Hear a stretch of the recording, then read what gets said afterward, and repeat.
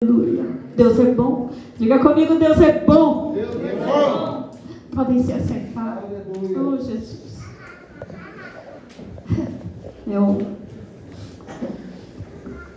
Quando falo em Jesus, me emociono. Eu não sei como é que foi a tua semana.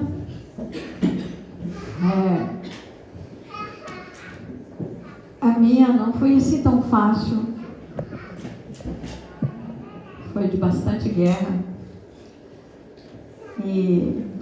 Mas a gente guerreia quando você tem revelação da graça, do favor, e que você está sentado, como dizem em Efésios. Você luta do alto, né? Você faz a sua guerra de cima para baixo. E aí você faz guerra como vencedor. Amém? E foi bom. Na sexta-feira eu já tomei a primeira dose da vacina. Não tenho nenhum efeito colateral negativo, não tenho nada, não estou sentindo nada ruim, não tive nada, a não ser o braço meio dolorido, já nem está.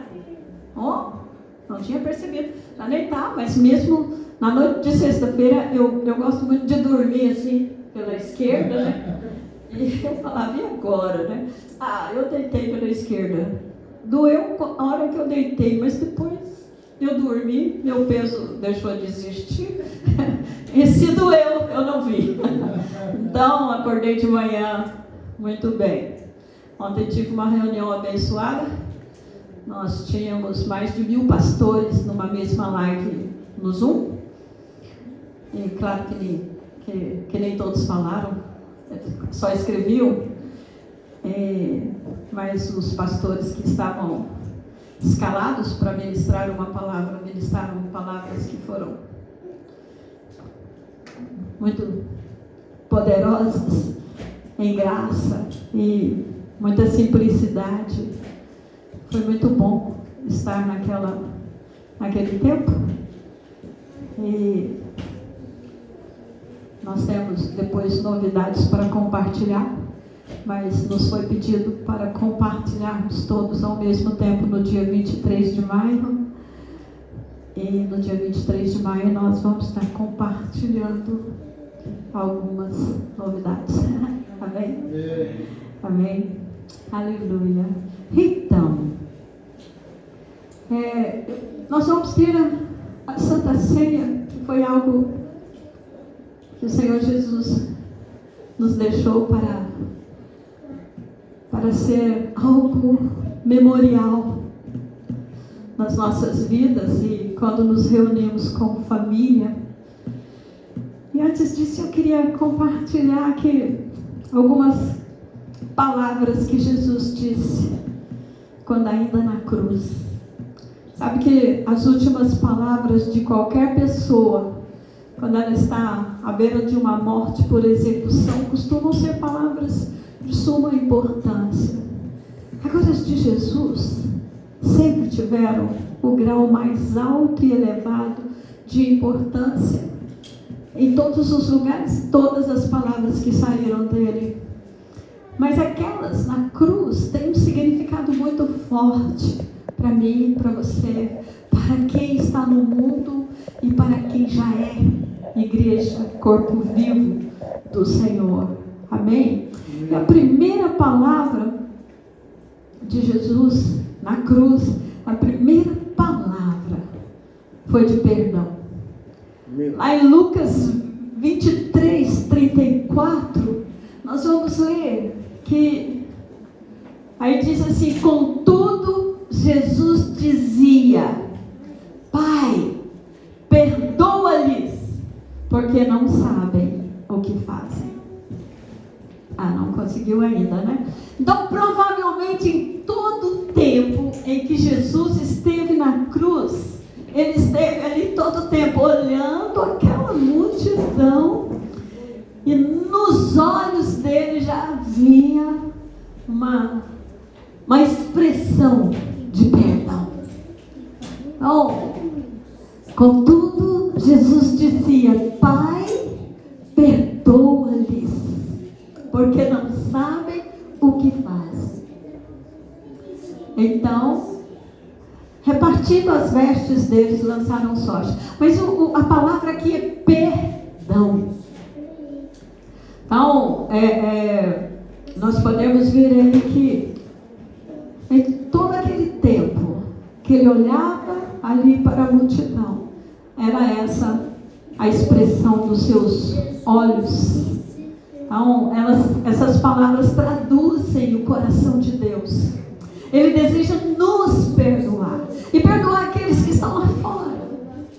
Ele reconhece que não compreendemos plenamente as implicações daquilo que fazemos. Por isso Jesus bradou uma palavra de perdão na cruz. Amém, queridos? Amém. Fomos perdoados. A palavra de Deus diz que o sangue fala. E o sangue de Jesus fala coisas superiores. Hebreus 12, 24. O sangue de Jesus fala coisas superiores do que o sangue de Abel.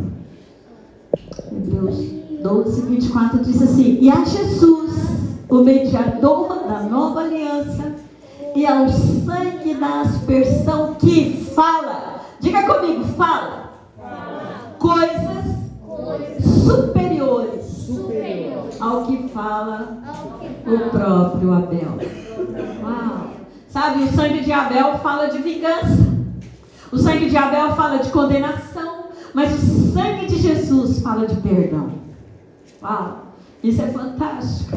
Quando Abel foi morto por Caim, a Bíblia diz que seu sangue clamou diante de Deus. Gênesis 4, do verso 9 ao 11. Vamos ler lá? Gênesis 4, 9 ao 11 diz assim: disse o Senhor a Caim: onde está Abel, teu irmão? Ele respondeu: não sei. Acaso sou eu tutor de meu irmão? E disse Deus: que fizeste? A voz do sangue de teu irmão clama da terra a mim. És agora, pois, maldito por sobre a terra. E vamos ficar só com a voz do teu irmão, do sangue do teu irmão clama a mim. Então, a voz do sangue do teu irmão clama a mim. Então, nós vimos que o sangue de Abel fez um clamor diante de Deus. Mas o clamor de Abel... não, vamos continuar lendo. Desculpa, porque lá tem o... porque clamou. Desculpa. És agora, pois, maldito por sobre a terra, cuja boca se abriu para receber de tuas mãos o sangue de teu irmão. Verso seguinte. Esse é o seguinte que eu quero.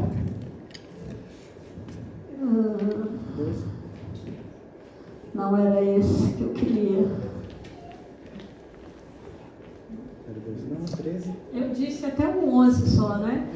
Mas não era esse que eu queria. Mas vamos continuar. Então, quando o Senhor foi morto na cruz, ele clamou a Deus.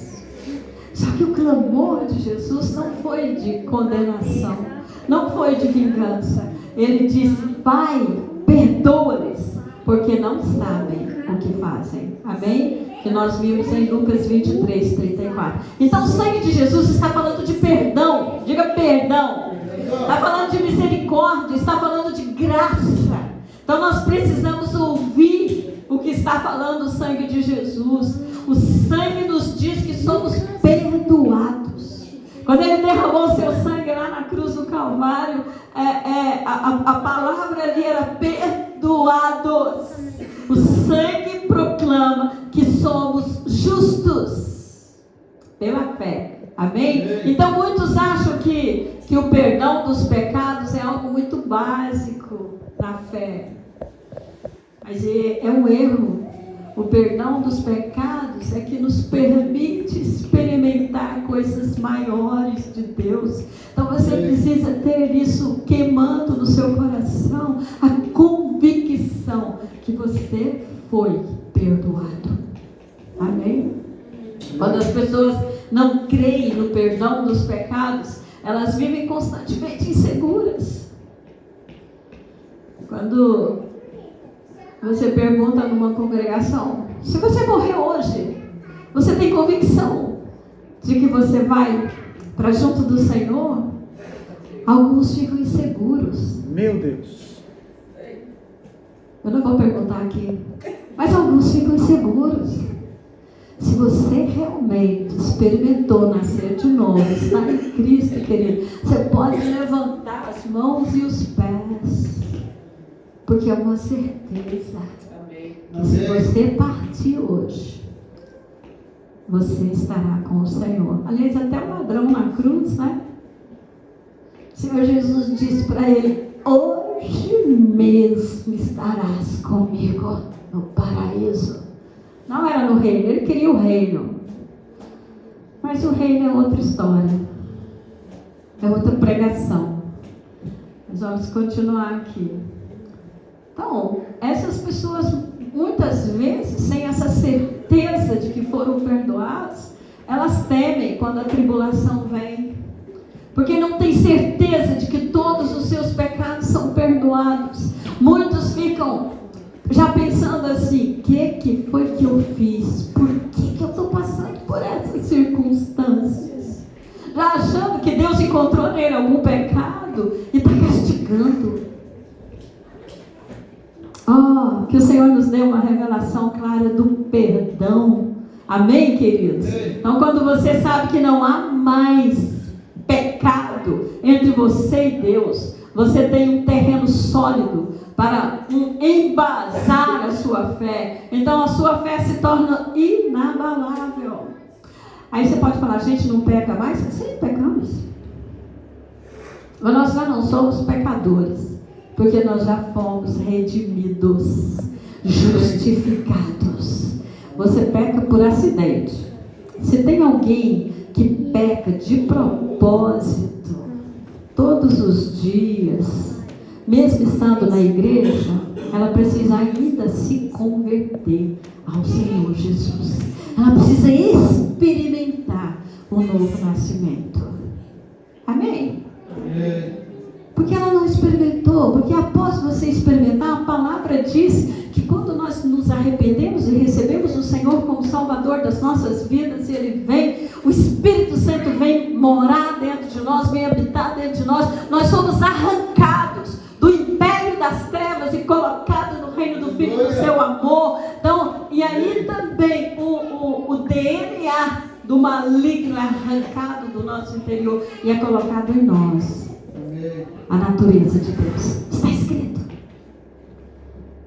A natureza de Deus. Amém? Então muitos acreditam que o perdão dos pecados é apenas a porta, e que depois de entrar pela porta eles devem aprender coisas mais elevadas e profundas. Então o problema é que não existe nada maior que o perdão dos pecados.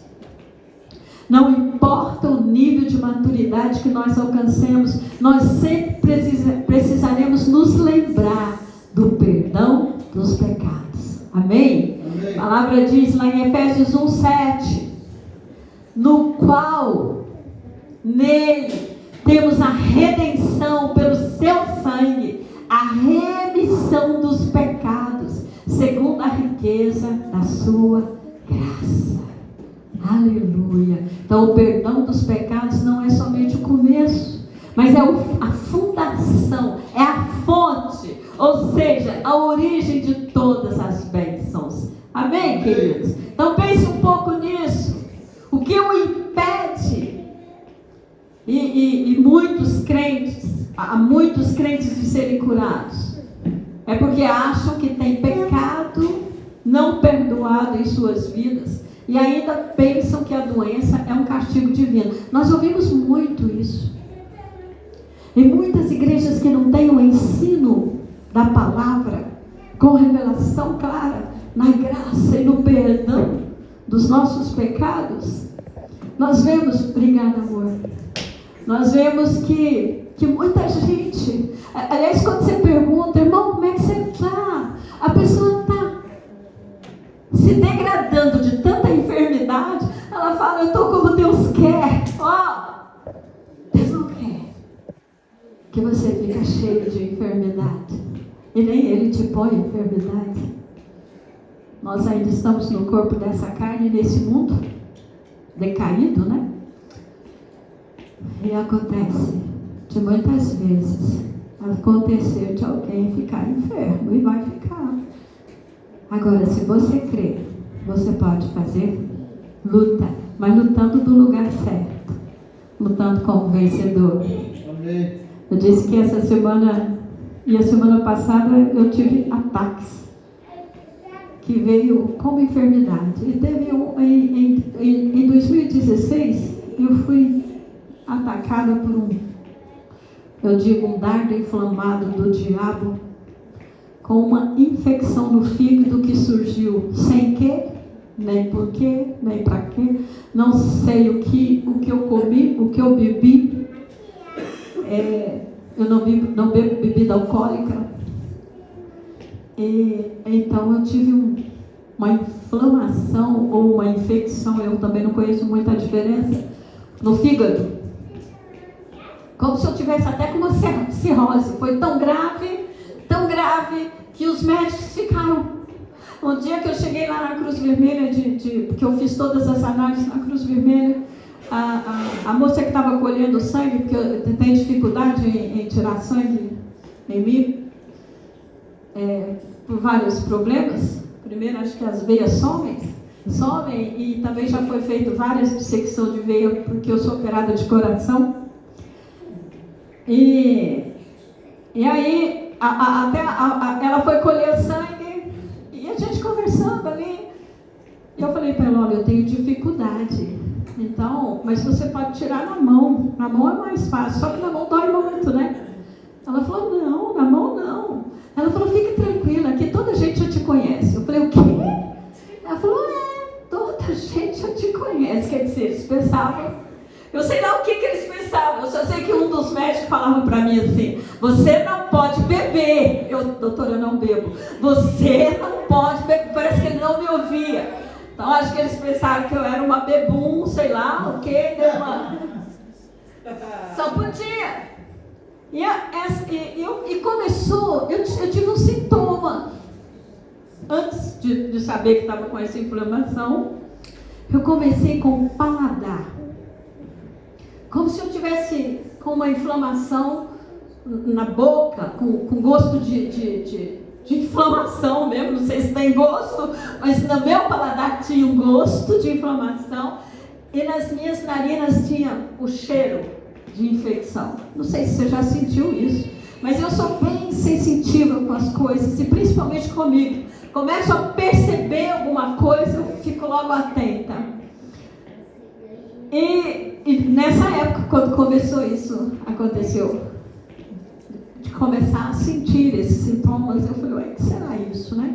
De repente o meu potássio foi lá embaixo, e até que eu fui ao médico, não tomei nada, eles não me deram nada, não podiam me medicar. Então eu fiquei 1 ano com essa coisa meio estranha. Foi muito bom que eu emagreci bastante. Tem suas vantagens e desvantagens. Eu não sentia dor, era só um mal-estar muito grande. Eu tive que tomar potássio, eu tomei potássio, mas sumiu. Poder da oração. Eu tenho certeza que Deus operou o milagre. Sumiu, desapareceu, do jeito que chegou foi embora. Só que a semana passada eu comecei com os mesmos sintomas. Eu falei, dessa vez você não me pega. Dessa vez não, me fiz guerra. E confesso para você que sumiu, já desapareceu. Porque já não tenho mais nem nada. Já não sinto nem o sabor, nem o cheiro, nem dor alguma. Estou bem disposta. Eu só preciso emagrecer, continuo precisando emagrecer, mas não preciso de enfermidade para que isso aconteça. Amém? Eu preciso de milagre. Amém? E também não é de parar de comer, é de milagre. Amém? Vocês creem em milagre para emagrecer? Eu creio, eu vou continuar crendo até acontecer na minha vida. Então, Jesus mandou que seus discípulos fossem pelo mundo pregando o quê? Arrependimento. Diga arrependimento. Para remissão de pecados. Então, quando as pessoas creem que os seus pecados são perdoados, elas ganham fé para serem curadas. A palavra diz que Jesus levou toda a enfermidade na cruz do Calvário, e eu creio nessas verdades. Por isso, chamo elas à existência na minha vida. Reivindico isso. É só surgir uma seta maligna, eu vou para a presença do Senhor e reivindico aquilo que a cruz de Cristo já me concedeu de graça. Então eu chamo a existência. Amém. Não saio da presença. Aliás, eu não gosto de sair da presença por nada, mas enquanto não vejo o poder de Deus manifestado na minha vida. Amém, queridos? Então, quando as pessoas creem que os seus pecados são perdoados, elas ganham fé. Diga fé. Fé para serem curadas. Fé para terem prosperidade.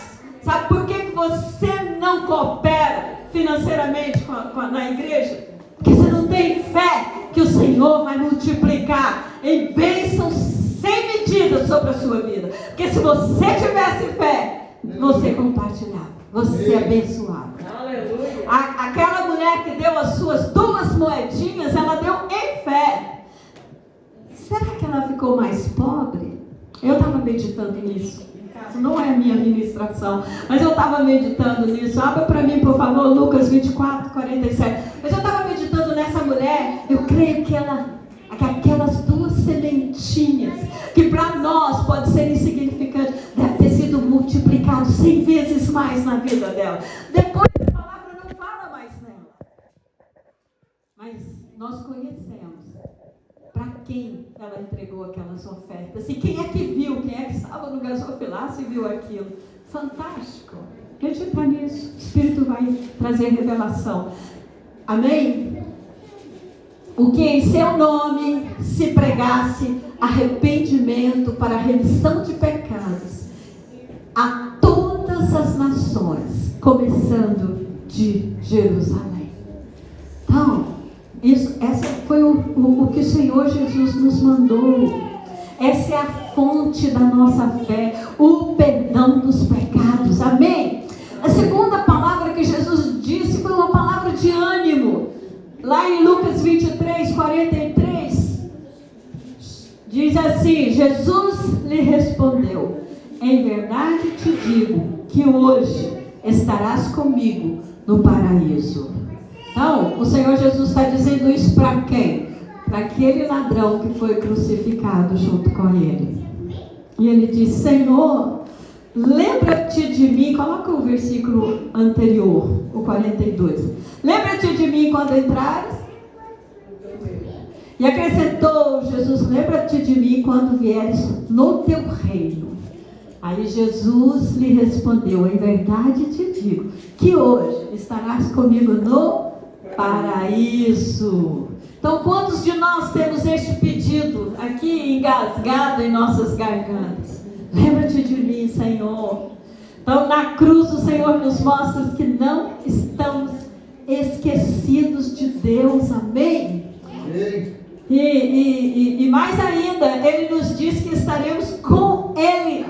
Então, o desfrute da presença de Deus é que nos dá paz, é que nos dá descanso, é que nos dá refrigério, é que nos dá segurança, é que nos dá alegria. Eu não sei se você tem alegria em estar em Cristo. Eu tenho. Sou alegre, sou feliz. Então, um dos criminosos que foi aí crucificado com Jesus disse de si mesmo e do outro ladrão. Olha só, Lucas 23, do 40 ao 42, um dos ladrões estava blasfemando contra Jesus e falando o mesmo que os fariseus estavam falando. E a palavra diz aí: verdade com justiça. Nós, na verdade, disse o ladrão, com justiça, porque recebemos o castigo que os nossos atos merecem. Mas este nenhum mal fez. Quem será que falou para ele que Jesus nenhum mal tinha feito? Quem deu aquela revelação, né? E acrescentou: Jesus, lembra-te de mim quando vieres no teu reino. Nós já até lemos ali. Então, sabe, queridos, mesmo no meio de todo o seu sofrimento, alguém lhe trouxe alegria ao coração.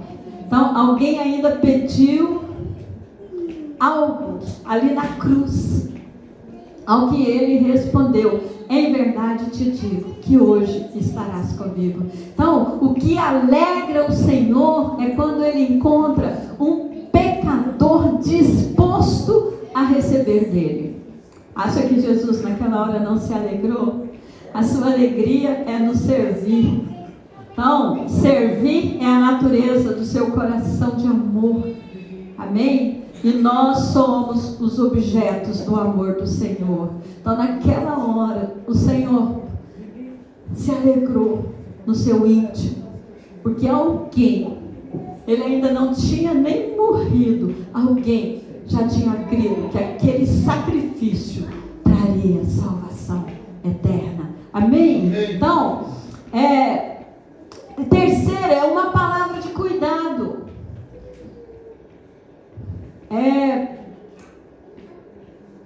João 19, 25 e 27, a palavra diz assim: e junto à cruz estavam a mãe de Jesus, a irmã dela, e Maria, mulher de Cleopas.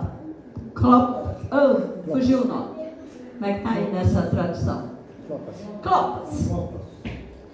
E Maria Madalena. Vendo Jesus, sua mãe, e junto a ela o discípulo amado, disse: mulher, eis aí o teu filho. Depois disse ao discípulo: eis aí tua mãe. Dessa hora em diante o discípulo a tomou para casa. Então nós vemos aí, Jesus era o filho mais velho e provavelmente José já havia falecido. Então, assim cabia a ele cuidar da sua mãe. Que propício hoje, né? Hoje é dia das mães. Mas lá na cruz, em meio a tormentos, ele se preocupou. Ele teve cuidado. Mesmo ter a certeza de que ele também cuidará de nós e não nos deixará desamparados. Amém? Então ele teve cuidado daquela mulher, viu, mamães e filhos? Nós somos mães e somos filhos, não é? Então, ter cuidado faz parte de Cristo. Ele é cuidadoso para conosco. Ele não desampara. Amém? E ele mostrou isso lá na cruz, quando ele cuidou de Maria. Ela tinha outros filhos, mas tinha um discípulo ali que tinha uma revelação clara de quem que ele era em Cristo Jesus. Ele tinha revelação de que era amado. Quem tem revelação de que é amado, ama. E Jesus é tão cuidadoso que falou: cuidado dela aí, cuida dela como filho amado. Oh, que coisa fantástica. A quarta palavra nós vemos que foi de aceitação. Lá em Mateus 27, 46, nós vamos ver: por volta da hora nona, clamou Jesus em alta voz, dizendo: Eli, Eli, lama sabachthani, que quer dizer: Deus meu, por que me desamparaste? Então, Jesus deixou as suas pisadas para que as sigamos como modelo de vida. Mas aquilo que ele sofreu, ele o fez para que nós não precisássemos mais de passar por isso. Amém? Então, ele sofreu a punição da cruz em nosso lugar. Não precisamos mais sofrer a separação de Deus, porque ali Deus virou as costas para Jesus, porque Deus é tão santo, santo, santo, que ele não pode contemplar o pecado. E o pecado da humanidade toda foi colocado em Cristo Jesus. Havia um cálice espiritual oferecido ao Senhor, e nele estavam todos os nossos pecados e maldições. Toda a nossa sujeira estava naquele cálice. E beber dele significava se separar de seu pai, a quem amava. Até então, Jesus nunca tinha sido separado de Deus Pai. A razão pela qual ele podia fazer todos os tipos de milagres quando andou na terra era porque o Pai estava com ele. Então Jesus venceu a acusação dos fariseus e a traição dos homens, porque ele sabia que era amado. João 5,17 e o verso 19.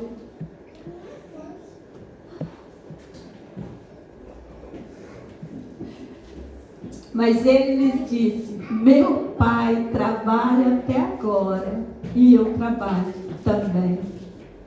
Por isso, pois, os judeus ainda mais procuravam matá-lo, porque não somente violava o sábado, mas também dizia que Deus era o seu próprio Pai, fazendo-se igual a Deus.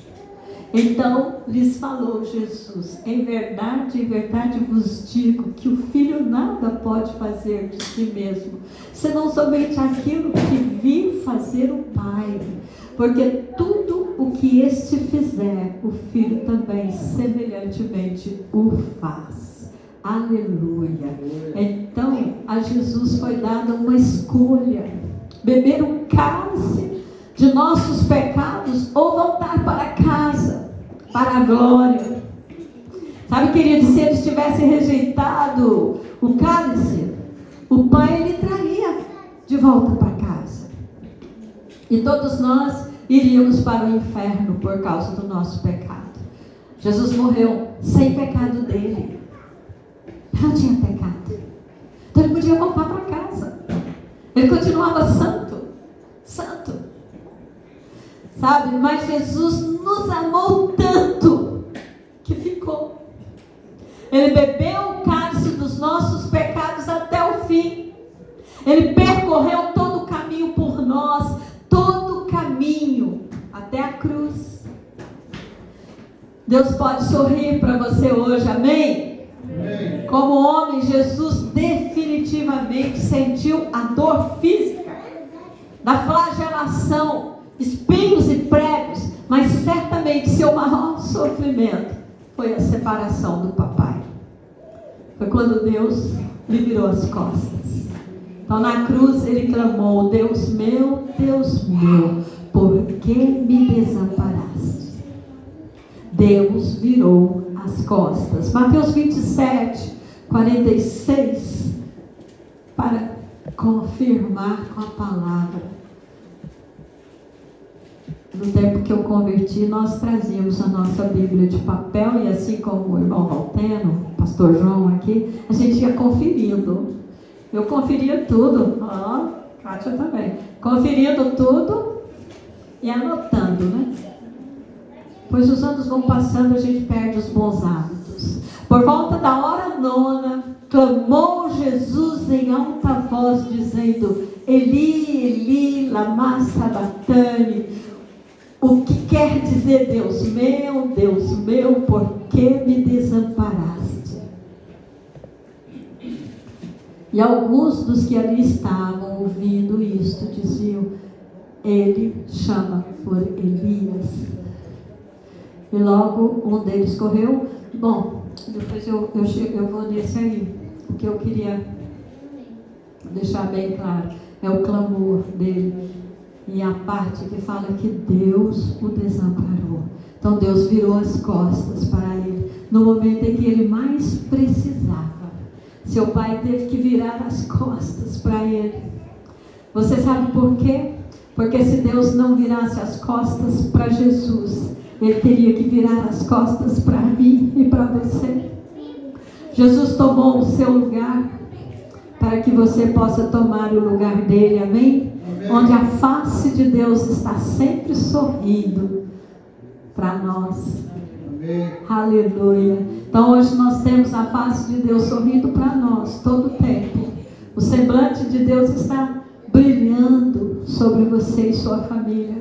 É por isso que hoje nós temos verdadeiramente a bênção sacerdotal, amém? Que o Senhor faça resplandecer o rosto sobre ti Amém. E que o Senhor sobre ti levante o rosto e te dê a paz. Lá em Números 6, 25. Sabe, queridos, Jesus pagou o preço para que Deus possa sempre sorrir para nós. O Senhor faça resplandecer o rosto sobre ti e tenha misericórdia de ti. Aleluia. Então Deus virou as costas para o seu filho, porque ele teve que puni-lo por nossos pecados. Então ele é o juiz do universo. Mas como pai, eu creio que ele chorou. O que você crê? Você crê que Deus virou ali as costas para Jesus e ele caiu no choro, né? Que ele teve que virar as costas para o seu filho amado.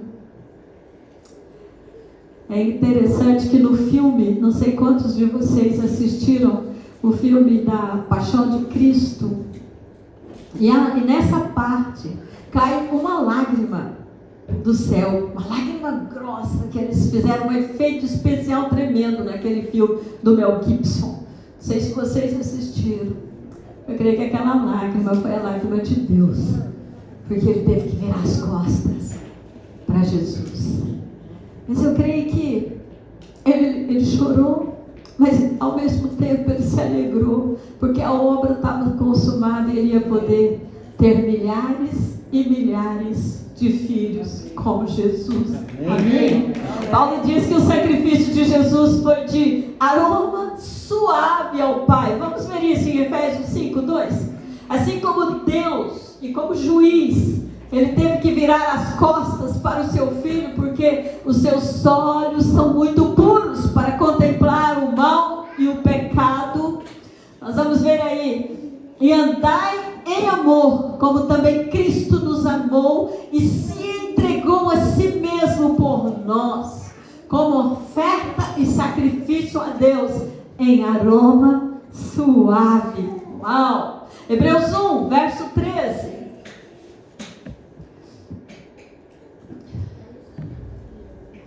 Ora, a qual dos anjos jamais disse: assenta-te à minha direita, até que eu ponha os teus inimigos por estrados dos teus pés? Então, mas como pai, o seu coração estava quebrado, porque Cristo nunca foi mais agradável a ele do que naquele momento. Olha que coisa fantástica, até dá uma poesia fantástica aqui. Foi um momento em que ele virou as costas, e aquela lágrima, ele chorou, mas ao mesmo tempo, Jesus nunca tinha o agradado tanto, ou nunca foi mais agradável a ele do que naquele momento, porque ele estava garantindo a minha e a sua salvação. Ele estava garantindo que Jesus não ia ser mais o unigênito, mas sim o primogênito de milhares e milhares, para encher os céus. Amém? João 10, 17, 18. Aqueles que possuem crianças pequenas amam seus filhos em todo o tempo, mas às vezes seus filhos fazem algo especial por amor a você, e aquilo toca tanto o seu coração que você quer apenas abraçá-lo, né? Deus, vamos ler aqui. Por isso o Pai me ama, porque eu dou a minha vida para reassumir. Olha só, ninguém atira de mim, pelo contrário, eu espontaneamente a dou. Tenho autoridade para a entregar e também para reavê-la. Este mandato recebi do meu Pai. Uau! Deus sentiu o mesmo por seu filho quando ele estava na cruz, mas ele não podia abraçá-lo, mesmo quando Jesus gritou por ele. Como juiz do universo, ele teve que virar as costas e deixar o seu filho ser punido ao máximo pelos nossos pecados.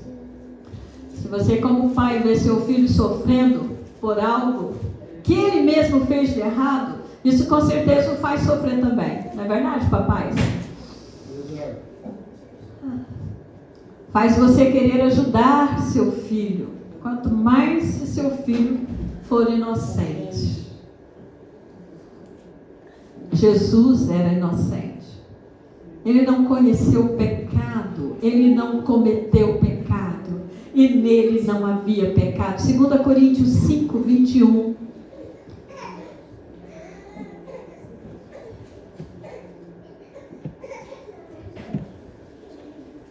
Aquele que não conheceu o pecado, ele o fez pecado por nós, para que nele fôssemos feitos justiça de Deus. Você pode dar um aleluia? Aleluia!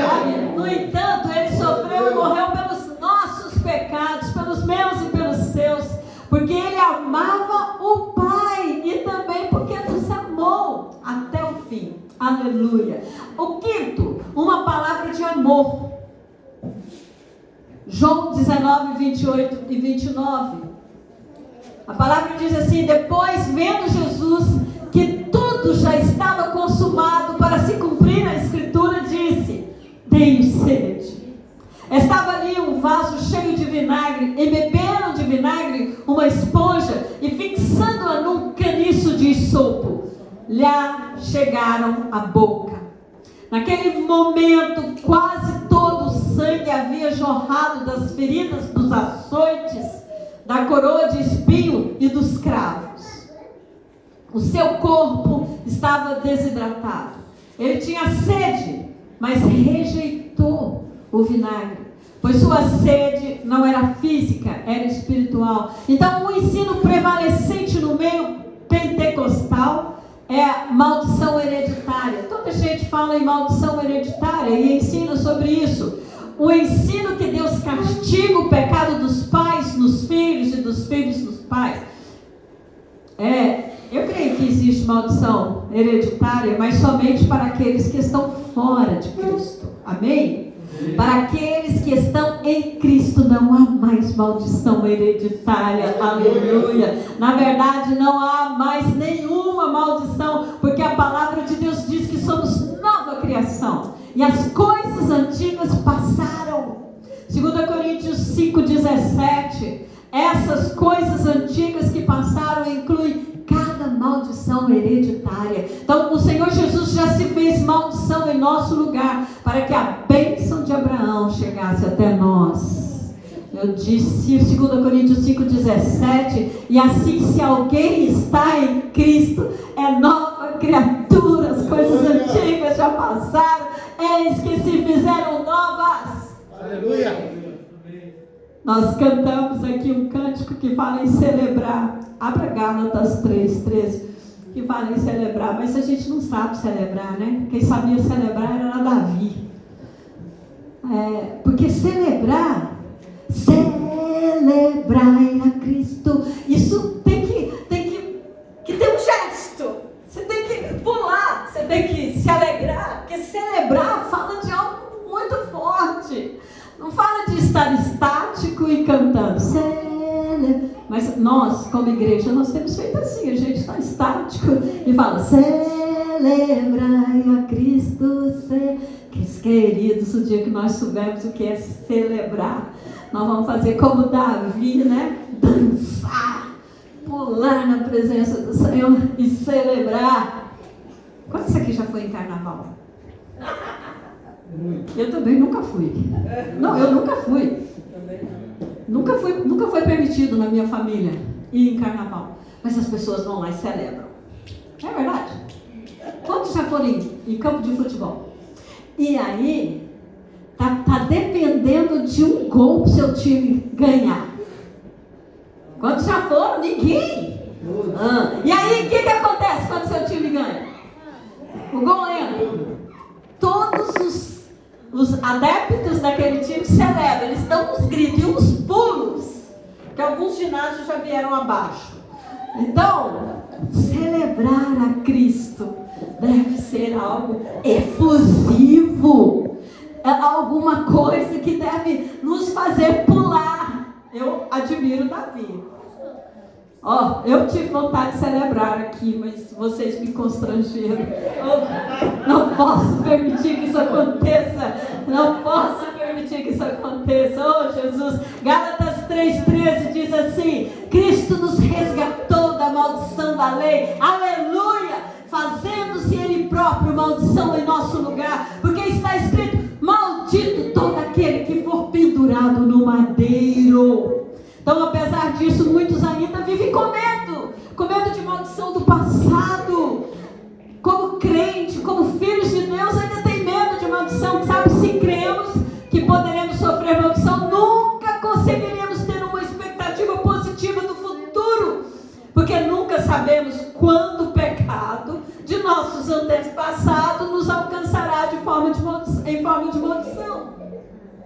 Esse medo e ansiedade rouba de nós uma confiante expectativa de um futuro abençoado. Não permita que isso te aconteça, amém? Amém. Creia que essa palavra é verdadeira.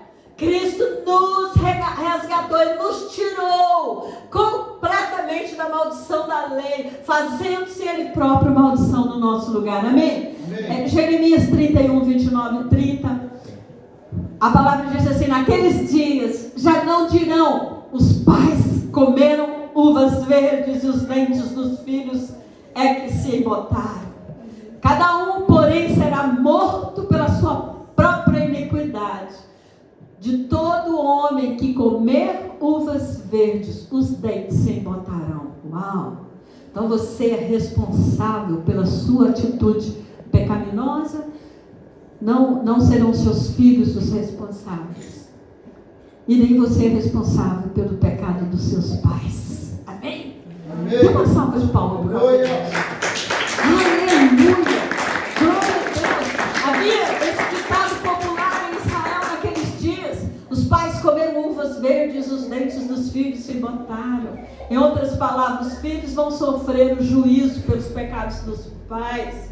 Hoje, em Cristo, isso não nos acontece, amém? Essa afirmação era baseada no que Deus havia dito no Monte Sinai. Lá em Êxodo 20, verso 5, a palavra do Senhor tinha dito: o Senhor, eu sou o Senhor, eu sou o Senhor teu Deus, Deus zeloso, que visito a iniquidade dos pais nos filhos até a 3ª e 4ª geração daqueles que me aborrecem. Mas depois você vai ver que Ele vai visitar também até 1000 gerações daqueles que lhe agradam. Então não havia dúvida que isso estava escrito no Antigo Testamento. Mas glória a Deus, porque não estamos mais debaixo da lei do Velho Testamento, amém? Nós estamos debaixo da nova aliança. Então o problema é que alguns crentes ainda vivem com base na velha aliança. E se vivemos como se estivéssemos na velha aliança, então continuaremos com medo, pois Deus disse que visitaria a iniquidade dos pais nos filhos. Muito embora hoje a nova aliança declare que todos os nossos pecados foram punidos na cruz de Cristo, de forma que para nós não há mais nenhuma condenação. Aleluia. Hebreus 10, verso 17, e depois capítulo 8, verso 10 e 12. O Senhor Jesus pagou o preço completo dos nossos pecados, dos pecados de nossos pais e dos pecados dos pais dos nossos pais. Vivemos debaixo de uma nova aliança, onde Deus declara que todos os dos nossos pecados Ele não se lembra. Acrescenta: também de nenhum modo me lembrarei dos seus pecados e das suas iniquidades para sempre. Aleluia.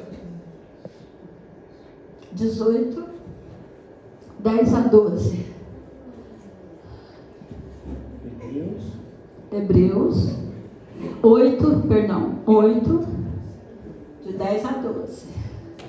Porque esta é a aliança que firmarei com a casa de Israel depois daqueles dias, diz o Senhor. Na sua mente imprimirei as minhas leis, também sobre o seu coração as escreverei. E eu serei o seu Deus e eles serão o meu povo.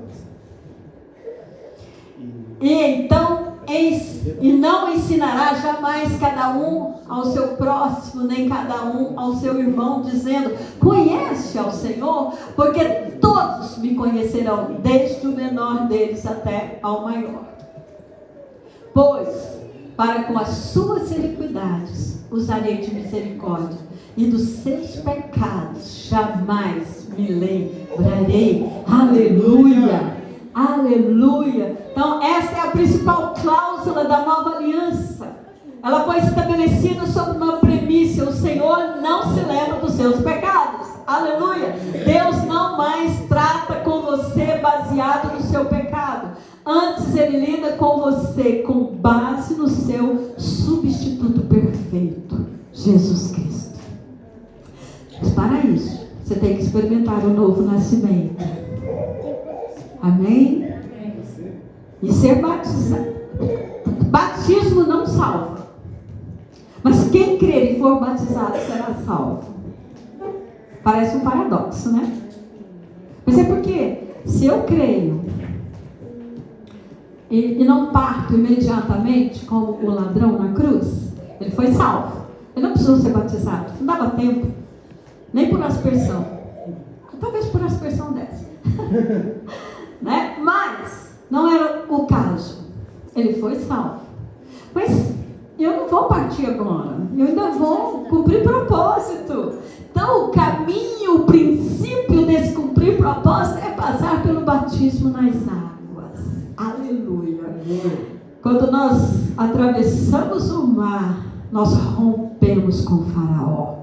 Quando você é batizado, leia lá em Romanos capítulo 6, você entra na morte e você é ressurreto em Cristo Jesus. Amém? Está escrito, vai lá em Romanos. Se lermos cuidadosamente o contexto de Jeremias 31, 29, voltando aqui para a minha palavra, nós veremos que Deus está dizendo exatamente isso a partir do verso 31. O Senhor diz que a nova aliança iria colocar um fim ao fato dos pais pecarem e os dentes dos filhos ficarem embotados, colhendo as consequências e o juízo da iniquidade dos pais, a iniquidade dos pais. Isso está em Jeremias 31, de 31 a 34. Na cruz do Calvário, o Senhor viu que tudo já estava consumado. Mas nesse momento ele disse que ele tinha sede. E ele disse isso para que se cumprisse a Escritura. Deram-lhe então vinagre para beber. João 19, verso 28 e 39. Nós não vamos ler Jeremias 31 a 34, porque eu já passei da minha hora e nós vamos cear. Então, João 19, 28 e 29. Depois você lê em casa. Depois, vendo Jesus que tudo já estava consumado, para se cumprir a Escritura, disse: tenho sede. Estava ali um vaso cheio de vinagre, e beberam de vinagre uma esponja, e fixando-a num caniço de isopo, lhe chegaram à boca. Quando, pois, Jesus tomou o vinagre, disse: está consumado. E inclinando a cabeça, rendeu o espírito. A profecia de Jeremias fala de uvas verdes que botaram os dentes. Mas ao beber o vinagre, ele estava cumprindo a profecia de Jeremias 31. Então, quando ele bebeu do vinagre, ele tomou sobre si a maldição que pertencia aos filhos por causa do pecado dos pais. Amém? Amém. Ele tinha sede da nossa liberdade. Aleluia. Ele tinha sede de nos libertar da maldição dos seus antepassados. E a sexta palavra é vitória. Diga vitória. João 19, 30. A palavra diz assim: quando, pois, Jesus tomou o vinagre, disse: está consumado. E inclinando a cabeça, rendeu o espírito. Então Jesus veio à terra com um propósito: redimir o homem caído. Aleluia. E ele sabia que isso seria através da sua morte. Jesus foi o único homem que nasceu com o objetivo de morrer.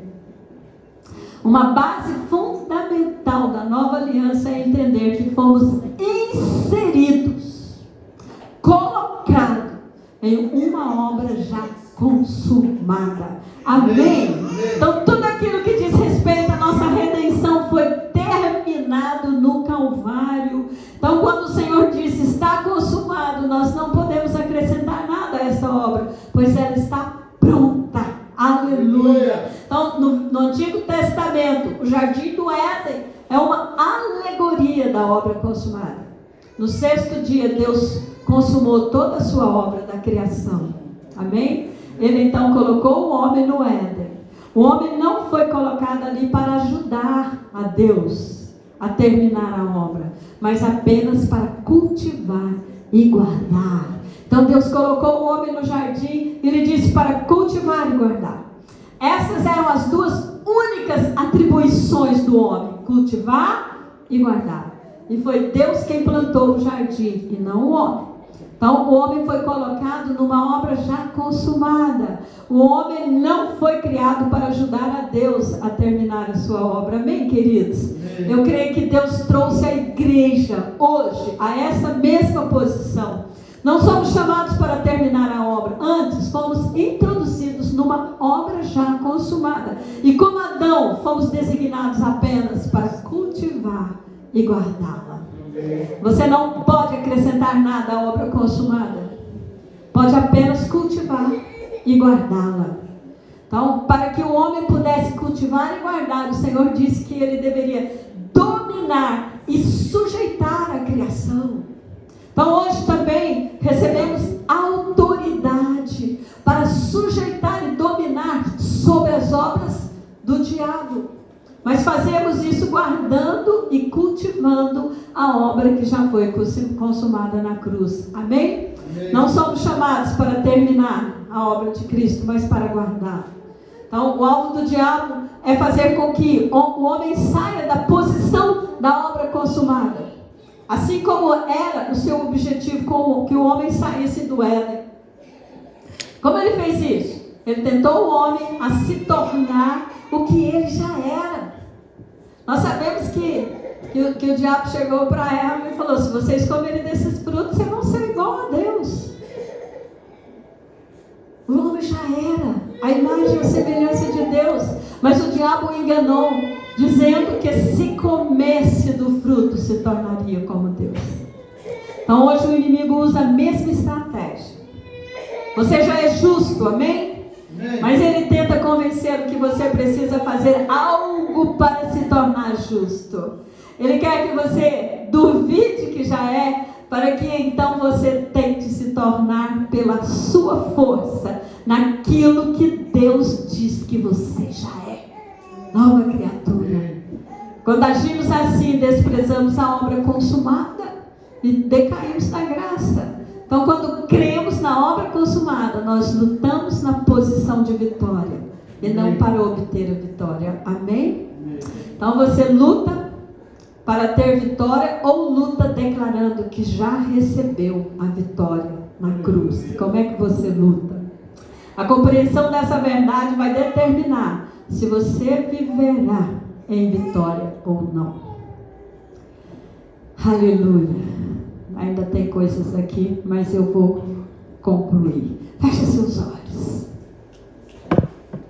Eu não sei se tem alguém aqui que ainda não confessou Jesus como Senhor e Salvador.